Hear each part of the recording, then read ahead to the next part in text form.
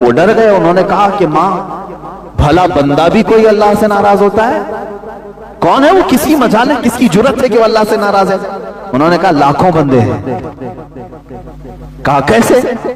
کہا یہ ناراضگی کی علامت نہیں ہے کہ جب وہ موسم گرمی کا دیتا ہے تو کہتے ہائے کیسی گرمی ہے، برداشت سے باہر ہو گئی.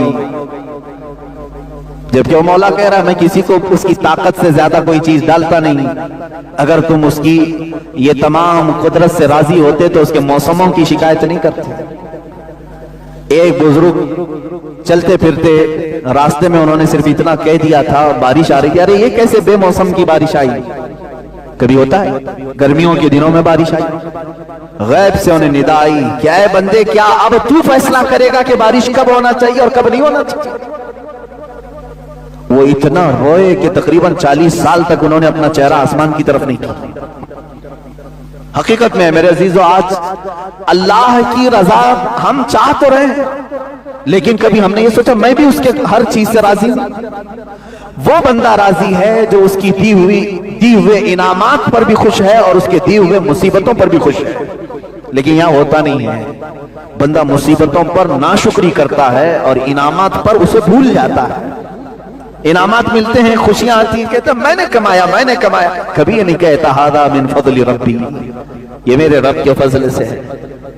عزیزان گرامی، اللہ کی رضا مانگو لیکن خود کو پہلے اللہ سے راضی کرو. یعنی اپنے آپ کے دل کو بھی راضی کرو کہ جو کچھ بھی دنیا میں ہوگا وہ میرے مولا کی مرضی سے ہوگا. خاص طور پر عورتوں میں یہ ناراضگی اللہ تبارک و تعالیٰ کے متعلق بہت ملتی ہے. تم ناراض ہوگے اللہ تعالیٰ سے تو اس کا کچھ نہیں بگاڑ سکو گے. تمہاری دنیا بھی تباہ ہے اور آخرت بھی تباہ ہے. تم بندے ہو. اللہ سے ناراض ہونا یہی نہیں کہ اس کو صرف گالیاں دینا، بلکہ بہت ساری چیزوں کو برداشت نہ کرنا یہ بھی اللہ سے ناراضگی کی علامت ہے. جو تمہارے ساتھ کسی کا انتقال ہوا تو کیا اللہ تعالیٰ نے تمہارے ساتھ ظلم کیا؟ تمہارے گھر میں کسی کی موت ہو گئی تو کیا اللہ کا ظلم ہے یہ؟ معاذ اللہ رب العالمین.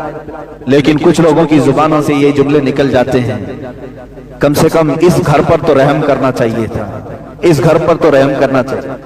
ایک بات یاد رکھیں، وہ قادر مطلق ہے، اس کے ہر فیصلے میں کوئی نہ کوئی حکمت ضرور ہے. وہ کس کی موت کب لکھا ہے جبھی ہوتی ہے.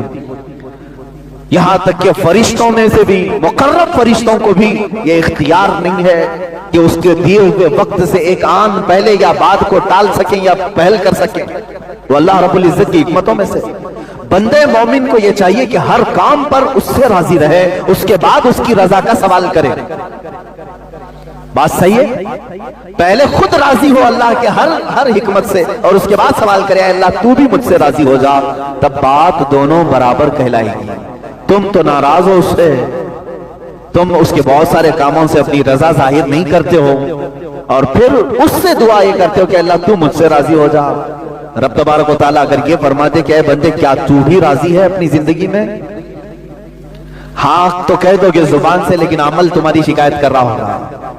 بیماریوں میں میں سب کو بتا دیتا ہوں، اچھائیوں میں کسی کو نہیں بولتا. دکان 100 دن چلایا، 99 دن فائدہ رہا، ایک دن نقصان ہوا، وہ نقصان کے دن کئی لوگوں کو شکایت تو کر دے گا. فائدہ جتنے دن ہوا تھا وہ سب کو نہیں بتائے گا. ارے نہ بتاؤ نظر لگ جائے گی. انعامات کو تو تم نے بتایا نہیں، خسارے کو سب کے سامنے ذکر کیا. صحت کا تو کبھی اعلان نہیں کیا کہ میں بہت ہٹا کٹا ہوں، صحت مند ہوں، اللہ کا فضل ہے. لیکن بیماری کو سب کے سامنے ذکر کیا. اللہ کی رضا یہ ہے جو قرآن پاک کی آیت ہی بتاتی ہے، انا للہ و انا الیہ راجعون. بے شک ہم اللہ کے لیے ہیں دنیا میں اور اللہ ہی کی طرف لوٹنے والے.